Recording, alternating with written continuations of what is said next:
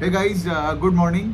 चलो आज हम फिर से वापस चालू करते हैं अपने बिजनेस एनालिसिस का सीरीज में। तो बहुत सारे कंपनीज हैं जिनका पिछले एक दो दिन में नंबर्स आए हैं। Yesterday I did not make any videos, तो इसलिए थोड़ा ज़्यादा कंपनीज यहाँ पे जमा हो गया है। So I try to cover them एक एक करके, देखते हैं कितना होते हैं। तो पहले हम बात करते हैं कुछ नॉन फिनेंशियल्स कंपनीज के, ठीक है।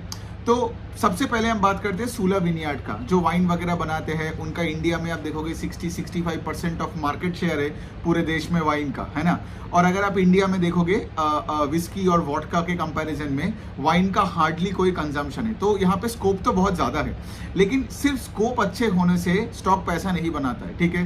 कंपनी को पैसा बनाना है। कंपनी का स्टॉक तभी पैसा बनाता है जब कंपनी का बिजनेस मोमेंटम हो, मतलब यहाँ पे इनका तगड़ा ग्रोथ आए सेल्स में, तगड़ा ग्रोथ आए ईपीएस में, वरना वो शेयर होल्डर को कभी रिवॉर्ड नहीं करता है। मैं ऐसे बहुत लोगों को देखा हूँ जो से फॉर एग्जांपल ऐसे चाइना के साथ कंपेयर करके उनको लगता है, देखो चाइना के साथ कंपेयर करोगे तो कोई भी सेक्टर में आपको लगेगा बहुत तगड़ा स्कोप है ना। कोई भी कंपनी को इंडिया में देखोगे 150 करोड़ का पॉपुलेशन है, आपको देख के लगेगा बहुत तगड़ा स्कोप है। तो सूला में मैं बहुत इन्वेस्टर्स को देखा हूँ जो मतलब 2-2, 3-3 साल से अपने टाइम बर्बाद क्यों कर रहे हैं, बिकॉज उनको लगता है कि वाइन में बहुत ग्रोथ आएगा, ठीक है, बहुत स्कोप है, तो वो बैठा है। लेकिन सूला कंपनी में उतना ग्रोथ नहीं है बिजनेस में। मतलब अगर मैं इस क्वार्टर में भी बताऊं, सेल्स ग्रू ओनली 9%, ठीक है। और इनका जो वॉल्यूम से, मतलब जितना बॉटल बेचा लास्ट ईयर इस क्वार्टर में, इस बार उससे शायद थोड़ा सा कम बेचा, मतलब इनका वॉल्यूम्स का भी डिग्रोथ हो गया। सो सिर्फ इस क्वार्टर का नहीं। अब देखो, ऑफ कोर्स इस क्वार्टर में खराब होगा तो आप बोलोगे अरे हीट वेव था, इलेक्शंस का प्रॉब्लम था। और ऑफ कोर्स आप देखोगे अल्कोबेव कंपनीज को थोड़ा बहुत प्रॉब्लम आ जाता है जब ये इलेक्शन का टाइम होता है ना। तो ये सब के वजह से इनका सबड्यूड या टेपिड इनका से फॉर एग्जांपल अभी डिमांड सिचुएशन था। लेकिन अगर आप FY24 में देख लोगे ओवर FY23 भी, उसमें भी इसका कुछ मतलब कोई खास कोई ग्रोथ नहीं है, वही सिंगल डिजिट में ग्रो करता है, ठीक है। दूसरा साइड में ये है कि इनका कुछ 80-85% सेल्स, आई थिंक 90 के आसपास परसेंट सेल्स आता है वाइन बेच के, और बाकी आता है इनका एक विनियार्ड टूरिज्म है, ठीक है। मतलब नासिक में जाओगे तो यहाँ पे आप होटल में इनका रह सकते हो, यहाँ पे आपका वाइन टूर करवाएगा, वाइन टेस्टिंग करवाएगा। एंड ऑफ कोर्स इस बार क्या हुआ, उस वाले सेगमेंट में भी इनको थोड़ा बहुत प्रॉब्लम्स आया। क्यों? बिकॉज इतना बड़ा हीट वेव था तो लोग उतने वाइन टूरिज्म के वहां पे उतना गए नहीं। तो वहां पे भी क्या हुआ, उसका भी जो वाइन टूरिज्म वाला बिजनेस है, जो 10% ऑफ टोटल सेल्स है, दैट फेल 2-3% के आसपास, ठीक है। सो ओवरऑल बहुत ही टेपिड सा नंबर, इसमें से और कुछ बोलने लायक है नहीं। तो पॉइंट यहाँ पे है कि अगर आपका कंपनी लेट से ऐसे 5-10% से ग्रो कर रहा है, राइट, स्टॉक कोई भी पीई में हो, 60 का पीई हो या 90 का पीई में हो या 50 के पीई में हो, वो शेयर होल्डर के लिए उतना वैल्यू क्रिएट नहीं करता है, ठीक है। लेकिन of course having also said that हमें हर कंपनी को ट्रैक करनी है। कोई भी कंपनी पे फिक्स्ड माइंडसेट नहीं बना लेना कि यही सबसे अच्छा है या यही बुरा है। परमानेंटली कोई कुछ नहीं होता है। सूला को भी ट्रैक करना पड़ेगा। अगर आगे जाके मैं देखता हूं कि सूला का सेल्स का ग्रोथ लेट से 20-25% हो गया, राइट, इनका जो डिस्ट्रीब्यूशन है सूला का, वो मेजोरिटी वाइज में महाराष्ट्र और कर्नाटका में ही है ना। तो अगर वो मैं देखता हूं कि इनका डिस्ट्रीब्यूशन और अच्छा हो रहा है, दूसरे स्टेट्स में जा रहे, टच पॉइंट्स बढ़ते जा रहे, तो मैं भी इसमें I can start investing my money. But then again कोई रिकमेंडेशन नहीं है, लेकिन I don't want to get into a company just based on scope and hope कि लोग तो वाइन आगे ज्यादा पिएगा। ये कोई रीजन नहीं होता है कि आप पैसे डालोगे, बिकॉज अगर कंपनी का सेल्स ग्रोथ नहीं है, ठीक है, या सिंगल डिजिट में है, शेयर होल्डर्स उसमें पैसा नहीं बनाते हैं। दूसरे ऐसे एक कंपनी का बात करें जो एडहेसिव, सीलेंट, ये कंस्ट्रक्शन केमिकल्स वगैरह बनाते हैं, पिडिलाइट इंडस्ट्रीज। पिडिलाइट का देखोगे तो कंसोलिडेटेड सेल्स, अगर मैं इनका इंटरनेशनल सेल्स को मिला के भी बोलूं, 3-4% का सेल्स का ग्रोथ है। कहां जाएगा स्टॉक, आप ही बता दो मुझे। जो कंपनी का 4-3% का सेल्स का ग्रोथ है, उसमें और क्या ही देखो, है ना। तो आप कभी कभार कुछ लोग मुझे बोलता है कि यार आप डेप्थ में जाके रिसर्च नहीं करते हो। डेप्थ में क्या जाना है? अगर आपको ऊपर से ही प्रॉब्लम समझ में आ जाता है तो डेप्थ में जाके क्यों अपना टाइम बर्बाद करो? उसके लिए मैं उससे बेटर ना कि मैं और 5 कंपनी पढ़ लूं, है ना। तो दिमाग में आपका एक फ्रेमवर्क होनी चाहिए on which basis you have to keep working. वरना क्या है, 2-2, 3-3 कंपनी का डेप्थ में जाओगे और समझ में नहीं आएगा मौका कहां है कहां नहीं है, ठीक है। सो पिडिलाइट का 4% का सेल्स का ग्रोथ है। दूसरा साइड है, आप देखोगे यहाँ पे पिडिलाइट का, इनका पैट ग्रू 20%। तो बहुत लोगों को लगता है ये अच्छी न्यूज है। ये अच्छी न्यूज नहीं है, क्योंकि क्या है, सोचो ना, आज इनका जो एडेसिव, सीलेंट और केमिकल्स वे सब बनाते हैं, इनका जो पेट्रोकेमिकल का जो ये रॉ मटेरियल्स है, वो रॉ मटेरियल फ्लक्चुएशन के वजह से इनका प्रॉफिट आफ्टर टैक्स बढ़ा है। लेकिन रॉ मटेरियल का फ्लक्चुएशन के वजह से मैं एक कंपनी में पैसा नहीं डाल सकता हूँ। I want sales growth, I want volume growth, है ना. आई वॉन्ट माई क्या company to grow bigger and bigger in terms of top line first, फिर मैं बॉटम लाइन को देखूंगा. सो 4% का sales growth in Pidilite, again very disappointing.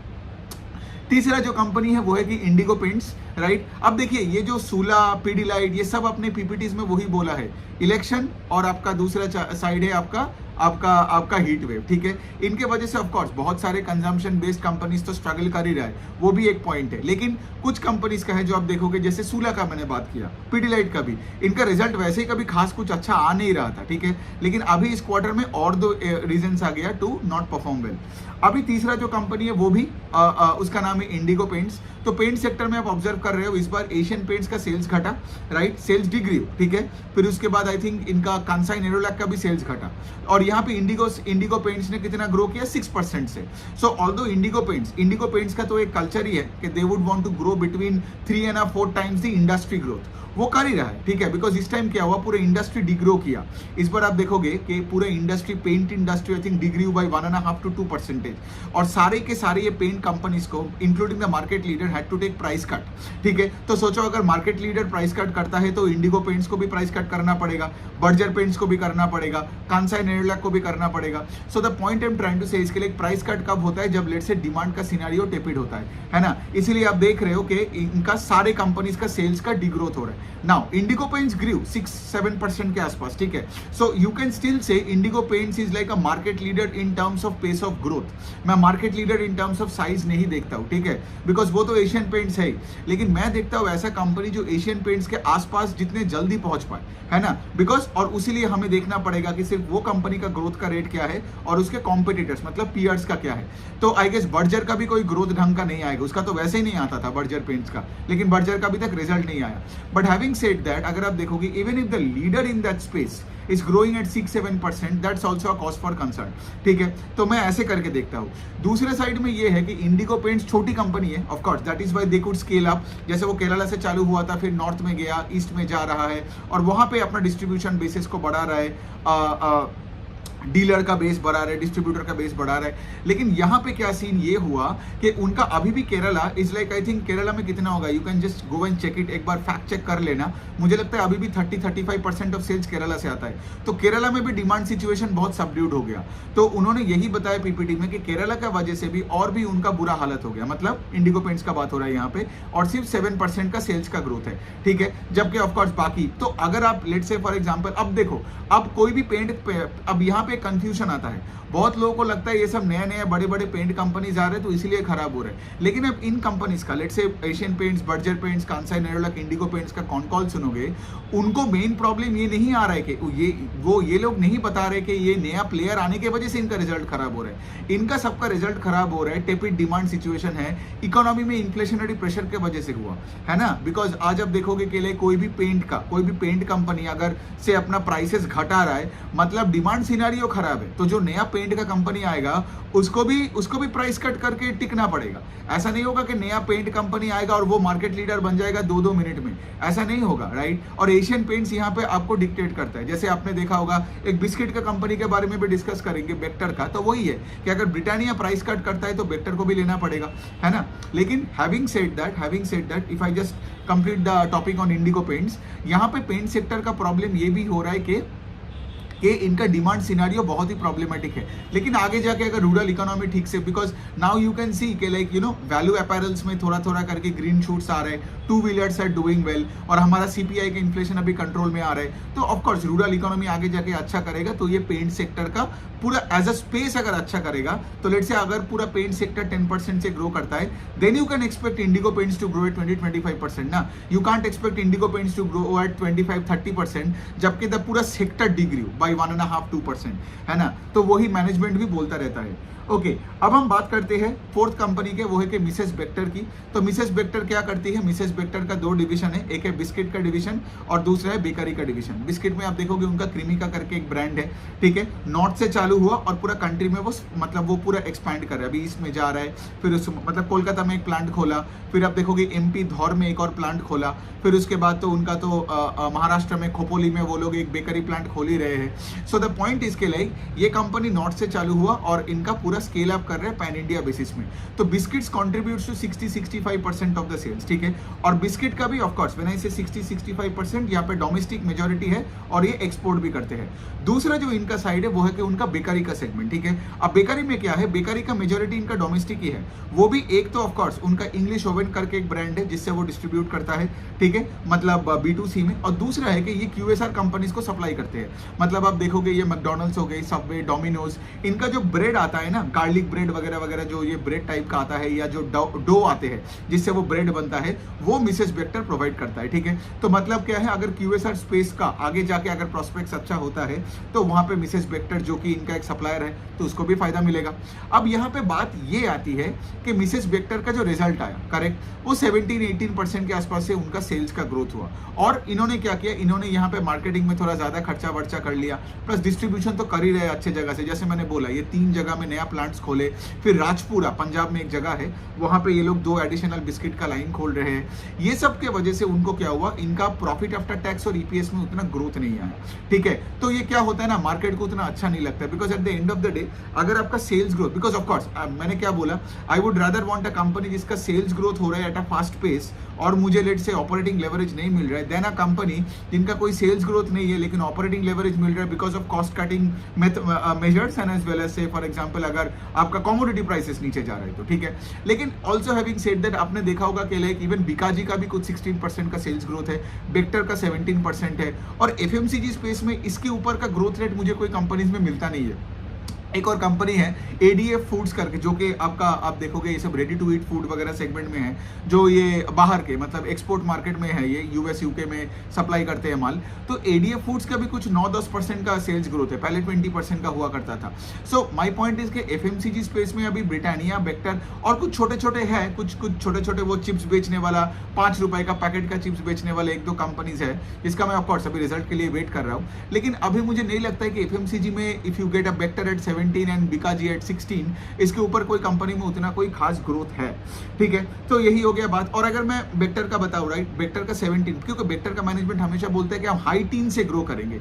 अब देखिए, आप 17-18 को हाई टीन बोलोगे तो यू विल से कि लाइक ओके फाइन, ये गाइडेंस के अनुसार ही चल रहा है, बिकॉज ये डिस्ट्रीब्यूशन लेड ग्रोथ है, गॉट इट। यहाँ पे आपको ब्रिटानिया को देख के ही वो बिस्किट को प्राइस करना पड़ेगा, गॉट इट। और प्लस यहाँ पे लोकल कॉम्पिटिशन भी बहुत तगड़ा है। तो गेम है वॉल्यूम ग्रोथ का, गेम है डिस्ट्रीब्यूशन का, राइट। जैसे वरुण बेवरेजेस ने स्टार्ट किया था 2018-19 के उस टाइम पे, जब वो साउदर्न और वेस्टर्न मार्केट में गया, बेक्टर आज वही कर रहे हैं, ठीक है। तो but then again having said that 17-18% का growth if you are trying to scale up across the country और आप नया ज्योग्राफीज में जा रहे हो तो वहां थोड़ा ठंडी है in terms of say for example top line growth, both Bector का एंड बिकाजी का, considering the fact that they are both into expansion mode, right. तो ये हो गया बात। और यहाँ पे बेक्टर का अगर मैं बात करूं last before I end it, Bector का जो बेकरी वाला सेगमेंट है that is growing only at 14%, which is like 35% of total sales. तो बिस्किट वाला segment is growing north of 20%, लेकिन ये बेकरी वाला सेगमेंट के वजह से overall sales growth is at 17%। तो अगर ये, तो उसका एक रीजन ये भी हो सकता है ना कि लाइक आज आप देख रहे हो कि QSR स्पेस में हार्डली कोई कंपनी में कोई ग्रोथ है ना, दे आर एब्सोल्युटली स्ट्रगलिंग। तो अगर QSR स्पेस स्ट्रगल कर रहा है तो ऑफकोर्स मतलब उनका अगर सेल्स ग्रोथ नहीं हो रहा है तो उनका सप्लायर का ग्रोथ कहां से आएगा, राइट। मतलब उनमें भी मैं देख रहा हूं ना कि अगर आप कोई भी देख लो, आप ये सफायर देख लो, फिर आप ये मैकडॉनल्ड्स देख लो, मतलब वेस्ट लाइफ देख लो, जुबिलेंट फूड्स देख लो, आप देखोगे इनका स्टोर एक्सपेंशन रेट उस रेट से नहीं होता है जितना से 2-3 साल पहले भी होता था, प्री कोविड वर्ल्ड में होता था। तो वही वाला पॉइंट है। फिर आप बर्गर किंग इंडिया को भी देख लो, उनको भी आई गेस ये बेक्टर सप्लाई करता है बंस। सो ये हो गया बेक्टर का। अब हम चलिए 2 कंपनी का बात करते हैं जो कि आपका रिटेल अपैरल स्पेस में है, ठीक है। पहला कंपनी का नाम है क्रेडो ब्रांड्स, मुफ्ती करके है, जो सेमी प्रीमियम टू प्रीमियम कपड़े बेचते हैं। मुफ्ती का खुद का ही ब्रांड है, आप देखोगे उनका 65% ऑफ द सेल्स आपका एक्सक्लूसिव ब्रांड आउटलेट से आता है, राइट। जस्ट लाइक आपने देखा होगा एक्सक्लूसिव ब्रांड आउटलेट का वो कंपनी है ना गो फैशन करके, जिसका गो कलर्स होता है, विमेन का बॉटम वेयर बनाते हैं, तो ये वैसा ही है, ठीक है। इनका बिजनेस मॉडल वो ये कि इनका मेजॉरिटी सेल्स इनका लार्ज फॉर्मेट स्टोर्स या मल्टी ब्रांड आउटलेट में माल बेचता है, लेकिन मेजॉरिटी ऑफ द रेवेन्यूज आता है इनका एक्सक्लूसिव ब्रांड आउटलेट से, ठीक है। लेकिन इनका भी वही है, इनका मेन क्या है, क्रेडो ब्रांड्स में आप देखोगे इनका सिर्फ मेंस कैटेगरी में है, ठीक है। जैसे आपने देखा होगा V2 is a family oriented, V2 retail का अगर हम बात करें, फैमिली ओरिएंटेड, मेंस, विमेंस, ठीक है, फिर बच्चों के अपैरल सारे सब कुछ है। और अगर आप गो फैशन का देखोगे वो सिर्फ विमेन बॉटम वेयर बनाती है, राइट, मतलब ये लहंगा वहंगा वो सब चीजें बनाती है। तो द पॉइंट इज के लिए सबका अलग अलग अपैरल्स में भी सब कैटेगराइजेशन है। तो क्रेडो ब्रांड से आपका सिर्फ मर्दों के लिए है, मर्दों का टॉप वेयर, बॉटम वेयर, फिर आपका आउटर वेयर, इनर वेयर, सब कुछ, ठीक है। सो बेसिकली ये कंपनी का क्या है, इसका सेल्स सिर्फ 5% से ग्रो किया और इनका same store sales growth grew by 3%। Same store sales growth मतलब पिछले साल अगर इनका जो एग्जिस्टिंग स्टोर्स है अगर उसमें 100 रुपए आया तो इस बार 103 रुपए आया, ठीक है। अब ये जो 3 रुपए एक्स्ट्रा आया वो आया because of increase in footfalls, और दूसरा आ सकता है कि when you increase the price of every, let's say the average selling price अगर आपने बढ़ा दिया तो। लेकिन SSSG 3% that is highly disappointing. अगर आप B2 रिटेल का SSSG मैं आपको बोलूं तो वो कुछ 35-40% के आसपास हुआ है, राइट। तो यहाँ से आपको समझ में आता है कि लाइक डिफरेंस क्या है। तो यहाँ तो वही है क्रेडो ब्रांड्स की, इनका भी वही है कि लाइक हीट वेव था, इलेक्शन था, ये था, वो था, इन्फ्लेशनरी प्रेशर था, इसीलिए हमने सिर्फ 5% से ग्रो किया, ठीक है। दूसरा जो कंपनी है वो है आदित्य बिरला फैशन रिटेल, जो कि एक हाउस ऑफ ब्रांड्स है। इनमें आप बहुत सारे ब्रांड्स देखोगे, लाइक इन्होंने तो पैंटालून्स को एक्वायर किया था, फिर आप देखोगे कि इनके पास और भी बहुत सारे ब्रांड्स है, लुई फिलिप, एलन सॉली है, इनके पास रीबॉक भी है, इनके पास टेड बेकर है, पोलो है इन द प्रीमियम कैटेगरी। तो इट्स बेसिकली लाइक एक हाउस ऑफ ब्रांड्स है जिनका बहुत सारे सब ब्रांड्स B2C है, राइट। आप कोई शॉपर स्टॉप में जाओगे तो आपको ये लुई फिलिप और एलन सॉली और टेड बेकर ये सब चीजें मिलेगा, है ना। और सारे कपड़े बेचते हैं, मर्दों की, औरतों की, एथनिक वेयर, फिर आपका स्पोर्ट्स वेयर, जो भी वेयर हो, आउटर वेयर, सब कुछ ये बेचता है, ठीक है। तो इनका भी वही है, इनका सेल्स ग्रू ओनली 7% और इनका भी वही कहानी है। तो यहाँ पे आप एक चीज ऑब्जर्व कर रहे हो कि क्रेडो ब्रांड्स ग्रू 5%, आदित्य बिरला, और आदित्य बिरला में भी अगर मैं पैंटालून्स का भी बात करूँ, पैंटालून्स ओनली ग्रू 5%, ठीक है। तो पैंटालून्स में भी उतना कोई खास ग्रोथ नहीं है। पैंटालून्स आपका आप देखोगे वैल्यू कैटेगरी में थोड़ा बहुत, मास प्रीमियम कैटेगरी में आते हैं, ठीक है। तो the point I am trying to say इसके like when you look at, एक और कंपनी है VMart करके, चलो VMart का भी बात कर लेते हैं। तो VMart क्या है, तो VMart आप देखोगे ये वैल्यू रिटेल अपैरल में है। इन्होंने 2-3 साल पहले साउथ में जाके इन्होंने अरविंद लाइफस्टाइल का एक सारे दुकानें खरीद लिया, लेकिन VMart का भी आप देखोगे सेल्स में उतना ग्रोथ नहीं है, वही 8-9-10% का ग्रोथ है। और इनका कॉस्ट में इतना प्रेशर पड़ गया VMart का, कभी लॉस दिखाता है, कभी प्रॉफिट दिखाता है, फिर से लॉस, इस बार शायद वापस प्रॉफिट दिखाए है, ठीक है। तो मेरा कहना है कि लाइक आप देखोगे हमारे रिटेल अपैरल में 2 कंपनी एक साइड में है और बाकी सब एक दूसरे के साइड में है, ठीक है। 2 कंपनी एक साइड में, मतलब if you look eight trend का अभी तक नंबर नहीं आया, देखते हैं ट्रेंड का करते हैं। लेकिन ट्रेंड का अगर आप नंबर्स देखोगे इन FY24 ओवर 23 या 23 over 22, trend kept on growing at 60%, ठीक है। और दूसरा जो कंपनी है वो है कि V2 रिटेल, ठीक है। तो V2 रिटेल और ट्रेंड, V2 रिटेल का अगर मैं इस क्वार्टर का बात करूं, दे ग्रू सेल्स बाय 57%, ठीक है। ट्रेंड ग्रू एट 60%, FY24 ओवर 23 भी अगर आप देखोगे, ठीक है। तो द पॉइंट इज यहाँ पे ये लोग 50-60% से ग्रो कर रहा है, और दूसरे साइड में ये सब VMart, फिर आपका आदित्य बिरला फैशन, फिर आपका ये क्रेडो ब्रांड्स, ये सब रो रहा है, ठीक है। ये सब, और देखो ये सारे कंपनीज ही हीट वेव के थ्रू से गया, ये सारे कंपनीज गया आपका इलेक्शन से। तो मैं ये बार बार एक चीज बताता हूँ कि कभी कोई चीज को जनरलाइज नहीं करना, ठीक है, कि हीट वेव हुआ सारे रिटेल खराब, ऐसा नहीं करने का। फिर आपको तो समझ में नहीं आएगा अच्छे और बुरे में डिफरेंस क्या है। ऑल्दो कोई स्टॉक का रिकमेंडेशन नहीं है, बट आई होप यू, देखो मैं अगर ये नाम लेके ना बात करूँ तो आपको समझ नहीं आएगा मैं क्या बोल रहा हूँ। जनरलाइजेशन वो करते हैं जो कि लेजी होते हैं, ठीक है, जो पढ़ता लिखता नहीं है। लेकिन आपका काम है कि हर कंपनी के PPT और कॉन कॉल को अलग से पढ़ना, so that you can separate the wheat from the chef. Financials में भी आप देखोगे बहुत फिनेंशियल्स खराब रिजल्ट कर रहे हैं, ठीक है, एसेट क्वालिटी प्रॉब्लम, ये प्रॉब्लम, आपका स्प्रेड घट रहा है ऑन दैट। लेकिन मेरे पास अभी भी 4-5 फिनेंशियल्स है जो बहुत तगड़ा रिजल्ट किया Q1 में, ठीक है, मतलब उसमें कोई कंप्लेन का सी भी नहीं है। So the point I am actually trying to say, इसके लिए अपैरल्स में भी वही है कि जो VMart लेट से आज 10% से ग्रो कर रहा है और V2 रिटेल 57% से ग्रो कर रहा है, दोनों सिमिलरिश कैटेगरी में है, वैल्यू रिटेल में है। तो इन दोनों को जाके पढ़ो, और दोनों का अगर आप कॉन कॉल सुनोगे तो देखोगे मैनेजमेंट का पूरा एकदम टोन ही एकदम अलग है। एक कॉन कॉल में रो रहा है और एक कॉन कॉल में मतलब उछल कूद कर रहा है, ठीक है, स्कोप के बारे में, डिमांड के बारे में, and everything it's fine, right. So ये हो गया बात आपका आदित्य बिरला फैशन और ये सब VMart और ये सब क्रेडो ब्रांड्स में तो हार्डली कोई ग्रोथ है, और सिर्फ इस क्वार्टर में नहीं, ठीक है। ऐसा नहीं कि हीट वेव के वजह से ही हुआ है, पहले से भी इनमें कोई उतना कोई खास ग्रोथ नहीं था, ये क्रेडो ब्रांड्स का एंड ऑल दैट, ठीक है। इन सब का आपका single to medium double digits में इनका ग्रोथ आता है। सो ये हो गया बात। अब चलिए बात करते हैं दो लास्ट कंपनी का बात कर लेते हैं। एक कंपनी है रेडिको खैतान। अगेन रेडिको खैतान एक बड़ी बेस वाला कंपनी है, उसका सेल्स का ग्रोथ इज 8-9-10%, लेकिन इसमें इनका प्रोडक्ट मिक्स का चेंज हो रहा है, ठीक है। मतलब सोचो, एक तो ये देसी दारू बेचता है, ठीक है, मैं एकदम सिंपल तरीके से समझा रहा हूँ, ठीक है, मतलब से इंडियन मेड इंडियन लिकर, और दूसरा है कि एक विदेशी दारू जो कि हाई प्रीमियम वाला दारू है, ठीक है। लेट से आज अगर आपने मैजिक मोमेंट्स बोलो या आप देखोगे ये इनका रॉयल रणथंबोर और भी पता नहीं रामपुर, ऐसे बड़े बड़े स्कॉच विस्की टाइप का है। तो क्या हो रहा है, अभी पूरा प्रीमियमाइजेशन का खेल चल रहा है। यूनाइटेड स्पिरिट्स या रेडिको खैतान का एक चीज कॉमन आप देखोगे, इनका सेल्स का उतना ग्रोथ नहीं है, सिंगल डिजिट का सेल्स का ग्रोथ है, लेकिन आप देखोगे इनका पैट का ग्रोथ ज्यादा आते हैं। क्यों आ रहे हैं? बिकॉज इनका प्रोडक्ट मिक्स चेंज हो रहा है favourably towards a more premium brands. मतलब लोग अभी कम दारू पी रहे हैं लेकिन एक्सपेंसिव दारू पी रहे हैं, ठीक है। तो इनका भी वही वाला सीन है। इनका जो प्रेस्टीज एंड अबव जो कैटेगरी बोलते हैं, रेडिको खैतान का बात हो रहा है, that is I think around 60% of sales. एक साल पहले prestige and above category was around 52-54% of the sales. या मैं देखता हूं कि मैं नंबर सही बोल रहा हूं कि नहीं। प्रेस्टीज एंड अबव अभी 67% है, लास्ट ईयर 60% था, सॉरी। तो इसका क्या मतलब, और 2 साल पहले इट वाज अराउंड 40% के आसपास, गॉट इट। सो इसका क्या मतलब, prestige and above category is almost like 70% of sales today, right. और इससे क्या हो रहा है, इनको ऑपरेटिंग लेवरेज मिल रहा है। मतलब यहाँ पे क्या हो रहा है, सिंस आपका प्रोडक्ट मिक्स चेंज हो गया तो वही फिक्स्ड कॉस्ट पे आप ज्यादा पैसे बना रहे हो। तो इसीलिए आप देखोगे इनका रेडिको खैतान का अगर मैं आपका नंबर्स बताऊं तो द प्रॉफिट आफ्टर टैक्स ग्रू 20%, ठीक है, जबकि सेल्स ग्रू ओनली 7-8-9%, बिकॉज इनका जो लेस देन प्रेस्टीज वाला जो ये वैल्यू कैटेगरी का माल है उसमें इनका वॉल्यूम में कोई ग्रोथ नहीं आ रहा है, ठीक है। सो ये हो गया बात।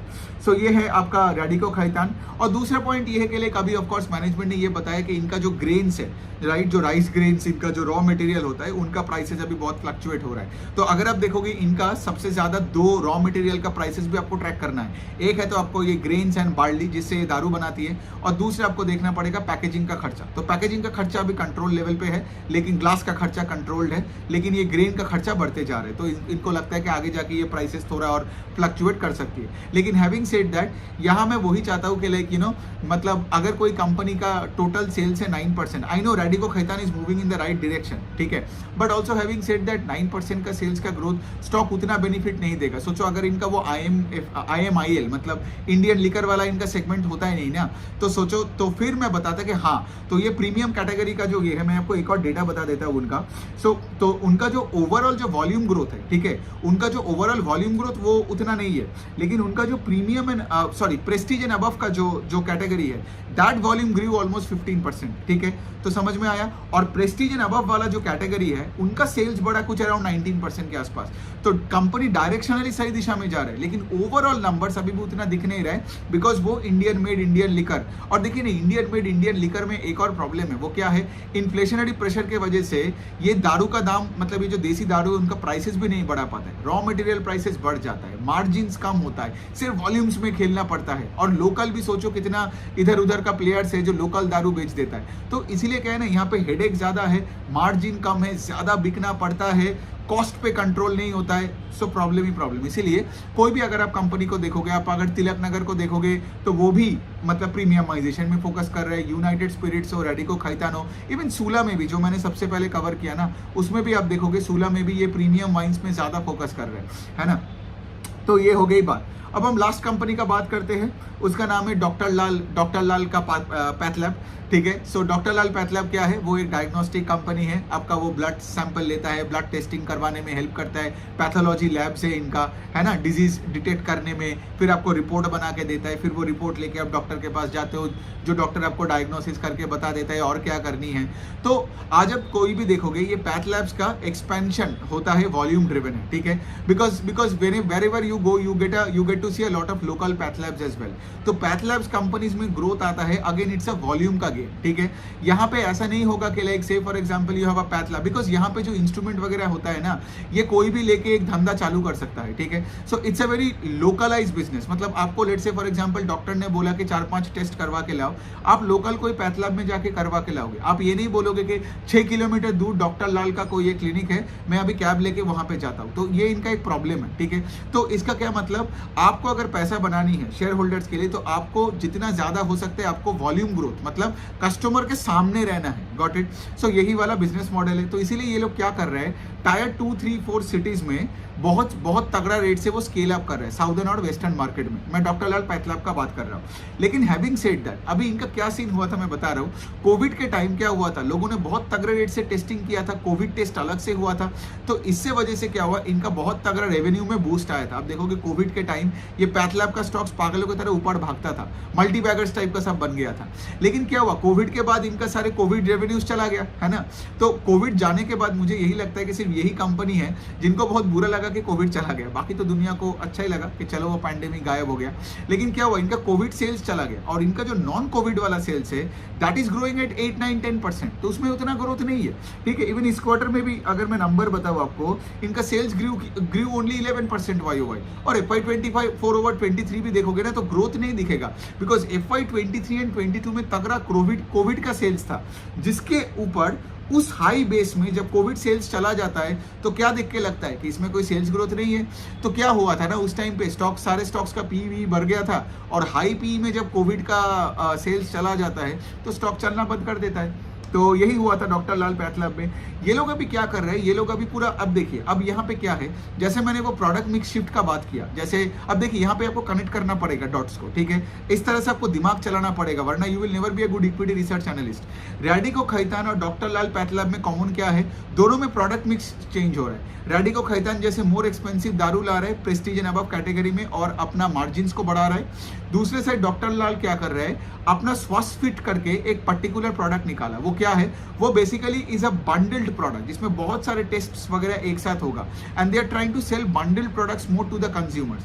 इससे क्या होता है, जब लेट से अगर आप सिर्फ किसी के घर में जाके एक ब्लड टेस्ट करवा के लेके आते हो तो क्या है, खर्चा ज्यादा है और उसना कॉमोडिटाइज्ड एक बिजनेस है ना। लेकिन अगर आप एक बंडल्ड प्रोडक्ट बेचते हो 7-8 चीजों का, ठीक है, मतलब आपका कोई लेट से फॉर एग्जांपल आपका कोई स्किन का कोई प्रॉब्लम, ब्लड टेस्ट का प्रॉब्लम, फिर आपका लीवर का कोई टेस्ट किया, ये टेस्ट किया, वो टेस्ट किया। मैंने एक्चुअली ये प्रोडक्ट कभी यूज नहीं किया तो मुझे एक्जैक्टली पता नहीं है, लेकिन आप देख सकते हो इनका पीपीटी में भी इनको बताया गया है स्वास्थ्य फिट के बारे में, स्वास्थ्य फिट, ठीक है। तो अगर आप बंडल चीजें बेचते हो तो इनको थोड़ा बार्गेनिंग पावर मिलता है, मतलब it's a high margin product. तो अभी ये जो स्वास्थ्य फिट है that is now I think approximately कितना होगा, 25% ऑफ द टोटल सेल्स।